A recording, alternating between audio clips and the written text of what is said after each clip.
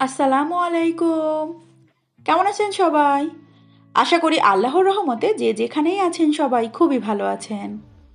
আবারও হাজির হয়ে গেলাম নতুন একটি রেসিপি নিয়ে। আজকে তৈরি করে দেখাবো একটু স্পেশালভাবে মজাদার একটা শাহী ভাপা পিঠার রেসিপি। খুবই সামান্য কিছু উপকরণ দিয়ে পিঠাটা তৈরি করা হলেও খেতে কিন্তু হয়েছিল অসম্ভব মজার। চলুন তাহলে এই শাহী ভাপা পিঠা কিভাবে তৈরি করতে হয় তার পুরো প্রস্তুত প্রণালী দেখে আসি। পিঠাটা তৈরি করার জন্য এখানে বড় সাইজের একটা বোলের মধ্যে আমি 3 কাপ পরিমাণ নিয়েছি চাউলের গুঁড়া। আর এই চাউলের গুঁড়াটা কিন্তু ভেজা চাউলের গুঁড়া। দিয়ে দিচ্ছি এখানে হাফ টেবিল চামচ পরিমাণ লবণ। লবণটা দিয়ে গুঁড়াটা খুব ভালো করে হাত দিয়ে কিছুক্ষণ একটু মাখিয়ে নিচ্ছি, যাতে করে লবণটা সম্পূর্ণ গুঁড়ার সঙ্গে ভালোভাবে মিশে যায়। তারপর এই গুঁড়াটাকে মাখানোর জন্য এখানে নিয়েছি আমি গরুর দুধ। দুধটাকে জাল করে একটু ঘন করে তারপরে সেটাকে ঠান্ডা করে ব্যবহার করছি। যেহেতু শাহী স্টাইলে তৈরি করব, এই জন্য কিন্তু এখানে পানির বদলে আমি দুধটা ব্যবহার করেছি। আপনারা চাইলে এখানে কিন্তু পানি দিয়েও গুঁড়াটাকে খুব ভালো করে মাখিয়ে নিতে পারেন। এখন এই গুঁড়াগুলোকে একটু চেলে নিব। তার জন্য বড় সাইজের একটা প্লেটের উপর আমি এরকম একটা স্টিলের জালি নিয়ে নিয়েছি। আপনারা চাইলে যে কোনো ধরনের প্লাস্টিকের জালি বা নেটের ব্যাগের মধ্যেও কিন্তু এভাবে করে চেলে নিতে পারেন। গুঁড়াটা যদি খুব ভালোভাবে মাখানো হয় তখন কিন্তু চেলে নেওয়াও অনেক সহজ হয়। আর এভাবে চেলে নিয়ে পিঠাটা তৈরি করলে পিঠাটা কিন্তু অনেক বেশি নরম তুলতুলে হয়। দেখতেই পাচ্ছেন আমি অর্ধেক পরিমাণ প্রথমে চেলে নিয়েছি, বাকি অর্ধেকটা আমি পরবর্তীতে পিঠা তৈরি করতে করতে চেলে নিব।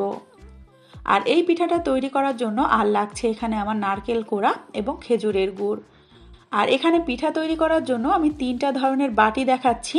প্রথমেই নিয়েছি লবণের বাটি। এই বাটিতে কিন্তু একটু পাতলা করে পিঠা হবে। তারপর পিঠা তৈরি করার এই হাঁড়ির সঙ্গে আমি ছোট ছোট ঢাকনা কিনেছিলাম। এই ঢাকনাতেও কিন্তু খুব সুন্দর পিঠা হয়। আবার এগুলো যদি কিছুই না থাকে, নর্মাল এভাবে মেলামাইনের পিরিচেও কিন্তু আপনারা পিঠা তৈরি করতে পারবেন। আমি আজকের পিঠাটা একটু ছোট এবং বড় দুই ধরনের করে তৈরি করব। প্রথমে এখানে ছোট পিঠাটা তৈরি করছি, তার জন্য লবণের এই বাটিতে একটা লেয়ার আমি চাউলের গুঁড়া দিয়ে দিলাম। তারপর মাঝ বরাবর দিয়ে দিচ্ছি এখানে নারকেল কোড়া। তার সঙ্গে দিয়ে দিচ্ছি পরিমাণ মতো গুড়। যেহেতু ঘরে তৈরি করে নিজেরাই খাবো, সেই জন্য কিন্তু গুড়ের পরিমাণটা একটু বেশি দিচ্ছি, এতে করে খেতে ভালো লাগবে। তারপরে উপরের লেয়ারটা আবারও আমি চাউলের গুঁড়া দিয়ে ঢেকে দিচ্ছি। খুব বেশি প্রেসার দেওয়া যাবে না, জাস্ট আলতো করে এটাকে কিন্তু একটু পিছিয়ে দিতে হবে। তারপরে উপর থেকে একটু সাজিয়ে দিচ্ছি আমি কিশমিশ দিয়ে। আপনারা কিন্তু এটা চাইলে স্কিপ করে যেতে পারেন। এখন এই পিঠার বাটিটাকে ঢাকার জন্য পাতলা সুতি কাপড় লাগবে। কাপড়টাকে ভিজিয়ে খুব ভালোভাবে চিপড়ে কিন্তু শুকিয়ে নিতে হবে। তারপর এই কাপড়টা দিয়ে বাটিটাকে জাস্ট এভাবে করে ঢেকে দিতে হবে। একটু লম্বা করে পিঠা তৈরির প্রসেসটা দেখালাম, কারণ একই রকমভাবে সবগুলো পিঠাই কিন্তু বানাতে হবে। এদিক থেকে ভাপা পিঠাটা সেদ্ধ করার জন্য একটা ভাপা পিঠা তৈরির হাঁড়ির মধ্যে পর্যাপ্ত পরিমাণ পানি আমি খুব ভালো করে গরম করে নিয়েছি। এখন এই ফুটন্ত গরম পানির জাস্ট মুখ বরাবরে আমি পিঠাটাকে বসিয়ে দিচ্ছি। তারপর জাস্ট আলতো করে এখন এই বাটিটাকে আমি তুলে নিব। বাটিটা তুলে নেওয়ার পর বাটিটাকে শুকনো গুঁড়ো দিয়ে ভালো করে মুছে নিয়ে পরবর্তী পিঠাটাও কিন্তু একই রকমভাবে তৈরি করতে হবে। ঢাকনাটা দিয়ে জাস্ট 1 মিনিটের মতো অপেক্ষা করব। যেহেতু এই হাঁড়িতে ভাপটা এদিক ওদিক যেতে পারে না, এই জন্য একটা একটা পিঠা হতে কিন্তু 1 মিনিটের বেশি সময় লাগে না। যখন হাত দিয়ে দেখবেন পিঠাটা খুব ভালোভাবে সেদ্ধ হয়ে গিয়েছে, সেই পর্যায়ে তুলে নিতে হবে। একই রকমভাবে আমি পিরিচের মধ্যেও কিন্তু প্রথমে গুড়ার লেয়ার, তারপরে নারকেল গুড় এবং আবারও গুড়ার লেয়ার দিয়ে এটাকেও বানিয়ে নিয়েছি। একই রকমভাবে আমি একে একে সবগুলো পিঠাই কিন্তু বানিয়ে নিচ্ছি। আর এই পিঠাটা বানাতে বানাতে পিঠাটা যখন আপনারা চুলা থেকে নামাবেন, কাপড়টা কিন্তু গরম গরম থাকা অবস্থায় পিঠাটাকে ছাড়িয়ে নেবেন, তা না হলে কাপড়টা যখন ঠান্ডা হয়ে যাবে পিঠাটা কিন্তু ছাড়তে চাইবে না। সব একই প্রসেসে আমি পিঠাগুলো বানিয়ে নিয়েছি।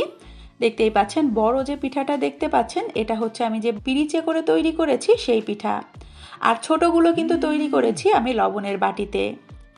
আমার কাছে তো এই লবণের বাটিতে তৈরি করা পিঠাটাই কিন্তু দেখতে অনেক বেশি কিউট লাগছিল। একটা পিঠা আমি একটু ভেঙেও শেয়ার করলাম। দেখতেই পাচ্ছেন কি পরিমাণে গুড় দিয়েছি, আর পিঠাটা খেতে আসলে কতটা মজা হবে। তৈরি হয়ে গেল খুবই সহজভাবে মজাদার একটা শাহী ভাপা পিঠার রেসিপি।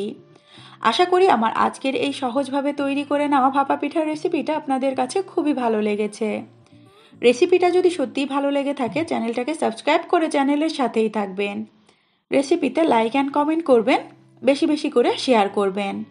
ধন্যবাদ। আল্লাহ হাফেজ সবাইকে। আসসালামু আলাইকুম।